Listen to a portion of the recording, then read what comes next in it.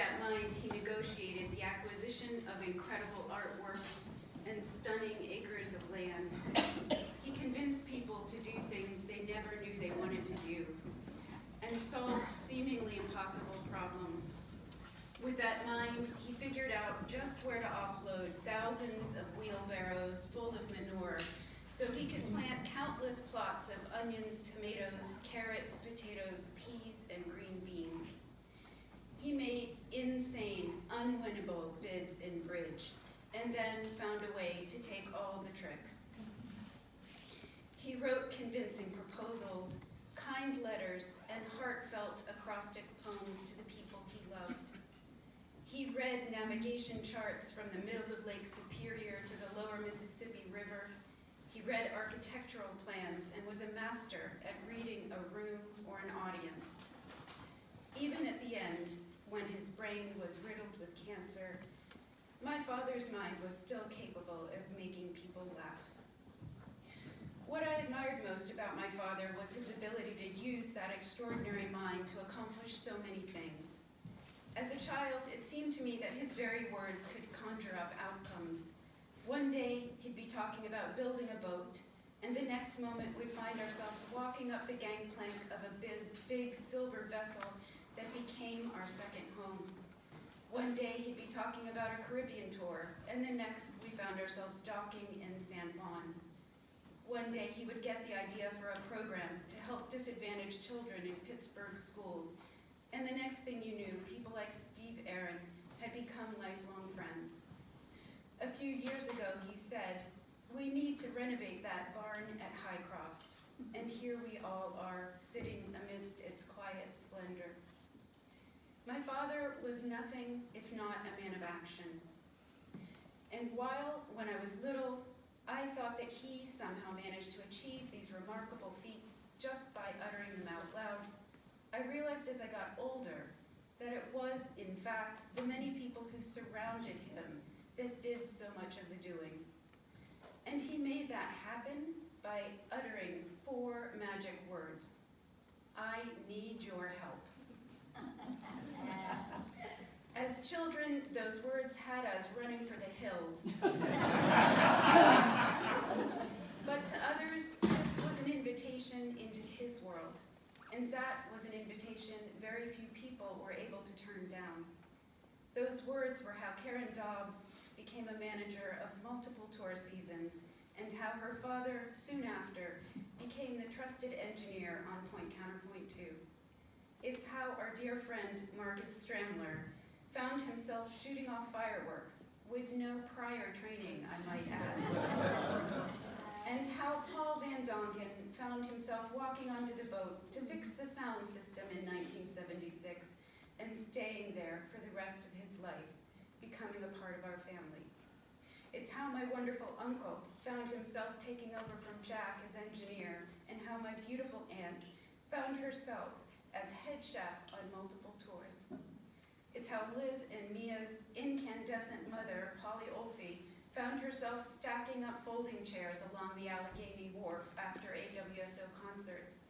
It's how Kathy Faust found herself grinding and painting decks in a never-ending cycle of boat maintenance, and sweeping up piles of dead mayflies many mornings. And how Willie Clark and Don Lucas found themselves driving thousands of miles from Rivertown to Rivertown with vans full of musicians. And it's how Steve Trinkle and Greg Miller found themselves on engine duty long into endless nights. And how Jamie, Marilyn, and Susan all found themselves at different points in their lives, tethered so strongly to ours.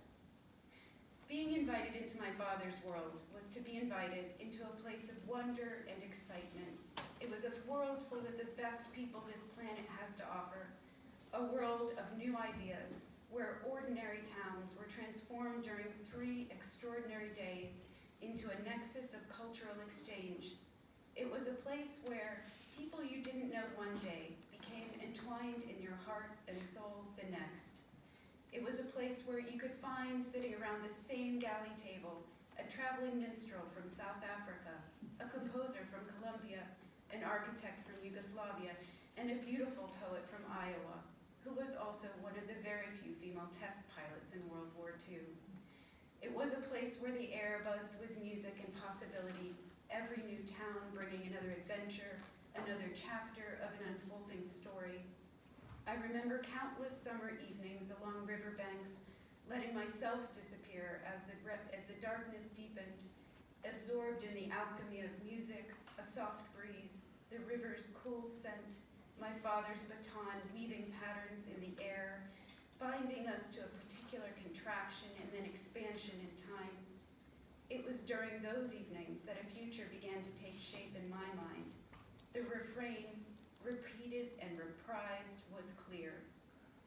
Nothing is impossible if you can gather a community along a riverbank, magically lift a concert shell into blue-gray sky, and charge the air with timpani, trumpets, horns, and fireworks. It must be true that I was not the only one who dreamt new dreams on those summer nights, and I sometimes wonder how many thousands of people took a different path because of a dream that got lodged in their minds during an evening along a riverbank with my father in his paisley-printed jacket, opening their hearts and minds to new possibilities. As Claire Cloninger, the chairwoman from Mobile, Alabama, wrote to my father, quote, "When I first heard you describe your program, I believed that perhaps you were given to exaggeration.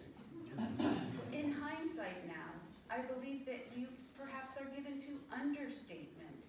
Our weekend with the AWSO was all that you promised and so much more than you could ever print in a brochure or capture on videotape.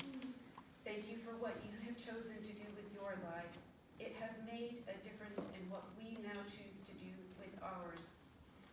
So when my father said, "I need your help," it really was hard to turn him down. Another reason my father was able to accomplish so much was because he was the luckiest person I have ever known. Hap is the Old Norse and Old English root of happiness, and it means luck or chance. That intertwining of luck and chance and happiness was something that my father had in spades. And he was never luckier than the day he met my mother. Someone like my father needed someone like my mother walking by his side. And over almost 60 years, they formed a partnership that made all the impossibles possible. She guided, refined, quietly redirected, and helped turn his dreams into actionable plans. There is no person on earth who responded more often to my father's request for help than my mother, and no person on earth more responsible for his many achievements. My father loved to laugh. He had this laugh that inevitably caught up anyone who happened to be within range until they found themselves with tears streaming down their face and their sides aching. It was irresistible and irrepressible. My beautiful sisters have all inherited that laughter, and I'm so grateful to find pieces of my father in the ones he left behind. My father's outlook on life was pure optimism. He refused to accept the negative views of others. He just did not comprehend it when someone told him that something was impossible. That blind persistence in the face of seemingly insurmountable obstacles had its own extraordinary power. Calvin Coolidge said, "Persistence and determination alone are omnipotent." My father lived that truth every day of his life. In the past couple of years, we often talked about Dad reaching 100 because well into his 90s he was fit and strong, and this seemed like an inevitable outcome. On his 97th birthday just last April, we had talked about how 100 was just around the bend, only 3 years away. And even as he got the worst news of his life, as we learned on May 5th that his tumor was not the good kind, and that there was nothing that could be done, he turned to the doctor and said, "So I have another 7 years then." Only my father, with his unfailing optimism, upon receiving a terminal diagnosis, would add 4 more years on top of the 3 we thought he had had the day before. Because he was so powerful, I expected that when my father died, someone would pack up the moon and dismantle the sun. I thought all the clocks would stop. But somehow on July 5th, while silence engulfed our house on the hill and rain streamed from the sky. The world carried on. It seemed immediately apparent to me that he planned to continue orchestrating things from up there, influencing, advocating, telling the universe, I need your help. Tell me how else one explains the 14-2, 7-home run, record time Pirates win against the Mets the night after he died.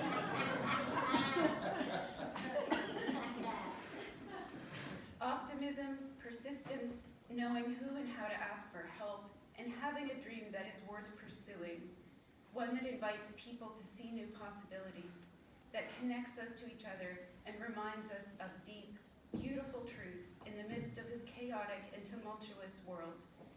These are all parts of my father's legacy, a legacy that continues in the people who loved him and whom he loved, including all of you sitting in this room today. And speaking of continuing on, it's a rare moment to have all of the members of the board of directors of the AWSO in the room together at the same time. So maybe I can invite Jeannie, Josh, Greg, Dave, and the both of the Steves, Trinkle and Aaron, just to wave, stand up in the room.